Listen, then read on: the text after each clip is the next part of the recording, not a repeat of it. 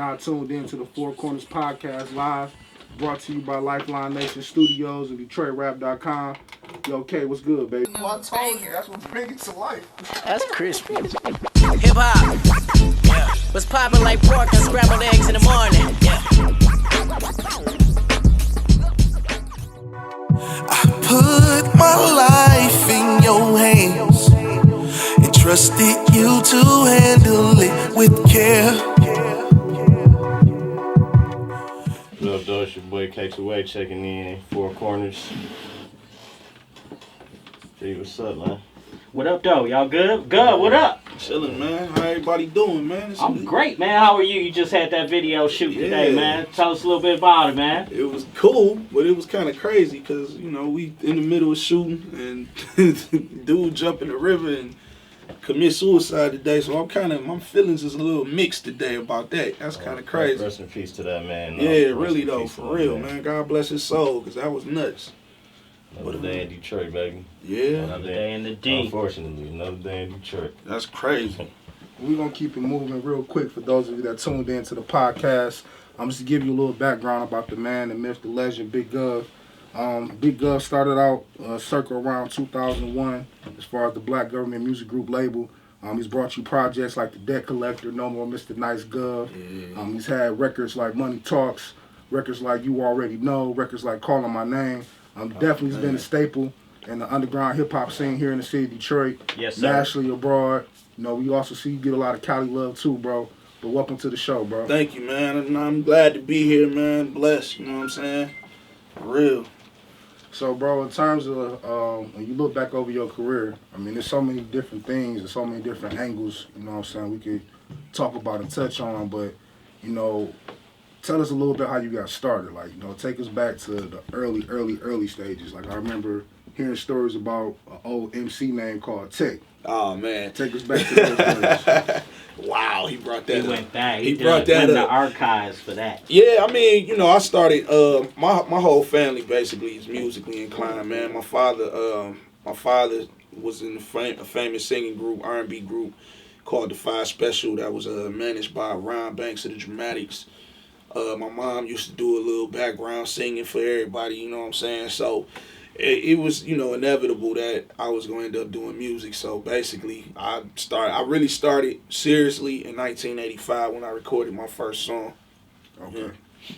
So what about, like, just those early beginnings? Like, you know, was you honing your skills at the high school, at the lunch table? Was it around the neighborhood? Like, you know, that's the story right there. That's the story of a lot of rappers' lives, man. Well, I know for me personally, you know, I freestyle all the time. Like, I mean, I can be doing my homework and turn it into a freestyle. So it pretty much was just like me putting words together and having fun with it. And then everywhere I went, it don't matter where I was at. I'd be in class, I'd be in the lunchroom. My current DJ today, Hollywood, matter of fact, he was the beat man. He was the one with the hairbrush and the palm of his hand beating on the table, making beats at lunchtime for me to rap on top of. So, you know, all that helped. You know what I'm saying? Everything from back then, you know what I'm saying, it helped, you know, build me up to where I'm at today. You know what I'm saying? Okay, so in terms of moving forward, like when you first started stepping outside of your comfort as far as your neighborhood and cats you was rapping with, when you started to step on the scene in Detroit. Yeah. Like, I guess during that time, it was what, late 90s? Yeah. So how would you describe the scene back then in terms of how things went versus how it is now? Well, back then, you know, the hunger was different because, like, everybody that was taking, you know, hip-hop serious at that time, you could tell that was just their life. You know what I'm saying? It was their lifestyle. You know, they was at every event. You know, me and Proof used to run together a lot. You know what I'm saying? Rest in peace to Proof. And because of him, I was able to get into the Ebony Showcase Lounge before I was old enough to do it. You know what I'm saying? Like, he had me in there when I was like 14, 15 when he was hosting. So, you know, that along with the hip hop shop, there's none of that around no more. You know what I'm saying? So today it's like a lot of these dudes that's doing the music thing, they kind of like deprived because they don't have some of the things that we had access to coming up back then. You know what I'm saying? So it's kind of harder for them now. You know what I mean? Because they got to really do out of the box things or do things like that's really out of the ordinary to get the attention. Like dress funny. Yeah. See, All that. I was trying to be nice, but yeah, you know what I'm saying. Man, let it go here, man. Let it go here. Yeah, but you know that's really, you know, and that to me, I just don't understand that. Like this whole new era of rappers is just tripping me out. Skinny pants and skirts and shirts that look like skirts, and I ain't with all that.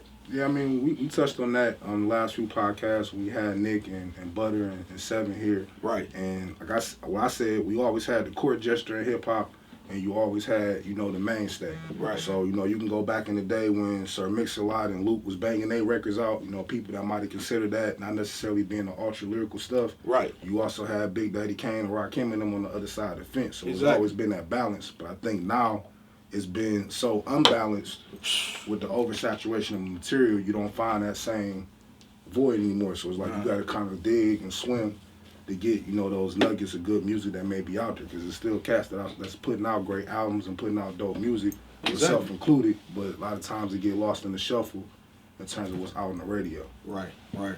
So, and moving with that, you also produce. Yeah.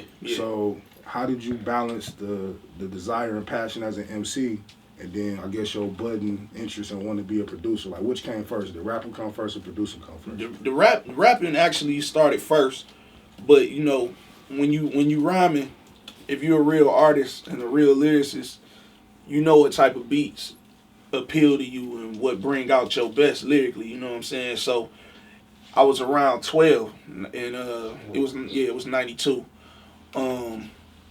I was dealing with a producer, and he wasn't really giving me what I wanted.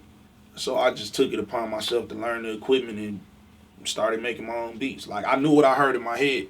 And I was the type of dude that if I heard a song and they had like a break beat, a drum pattern or a drum beat that I liked in that song, I'll go search for it. You know what I'm saying? Like, I dig through records and try to get the name of the record that they sampled, and then I'll go get that record, sample the drums myself, and then put my own music on top of the drums. So it was just, you know, at 12 years old to be that creative, it's rare. You know what I'm saying? So what was your first piece of equipment?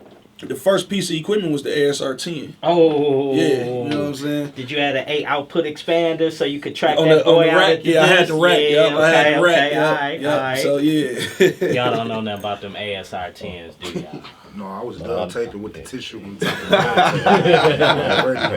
the Right. rapping through the stereo speaker like that boy. Right. Hey, I wanted to ask you, Gov, with you know, you stated earlier that one of your parents was involved in the music industry. Right. At what point, it was your pops, right? My father, yeah. At what point, watching him do his thing, did it inspire you to want to be an artist? Every time I seen him rehearse, or like every time he'd be walking through the house singing and, you know what I'm saying, like making up songs while he cooking me something to eat or something. Like my father was just, music was his life, like, and it still is to this day. You know what I'm saying? But he'd be the dude that'll make a song out of anything. Okay. You know what I'm saying? Okay. Bad day, good day, he'll make a song, and we'd just be sitting there listening to him like, wow, he really could sing.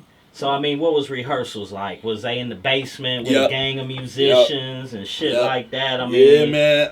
The whole band would be in my aunt Maud's basement, right off 8 Mile and Myers. Word. You know what I'm saying? They'd be rehearsing over there, man. And I just got fascinated with instruments. I started playing the drums. I was playing the drums all through middle school, and high school. You know what I'm saying? I was actually like the band, not the band leader, but the snare leader. The drum leader. Oh, so you was on the tri-toms? Yeah, I was the tri. I did the tries, the quads, all that. Man, I got chops, brother. I got chops. I see. But you know, I just got fascinated, man, with all of the instrumentation and just the performance, because my dad is a true performer, man. He the dance moves and all that. So I was just fascinated, man. You know what I'm saying? That's what's up. So that's where you got the performance game from, because you know, shameless plug, your man Big Gov won Best Live Performer. Yes, sir. At the first annual Underground Hip Hop Awards that took place at the Shelter this year. And I appreciate all the votes. You earned that one too, man. I appreciate it, man. I work hard up there, man. If you ain't getting up there and you ain't sweating and your back ain't hurting, when you get done, you ain't leave it all on the stage. You know what I'm saying? So for sure, for sure. So in the city. Putting in work. Putting in work. Putting in work. In the city. Putting in work. Putting in work. Putting in work. The most dangerous place in America.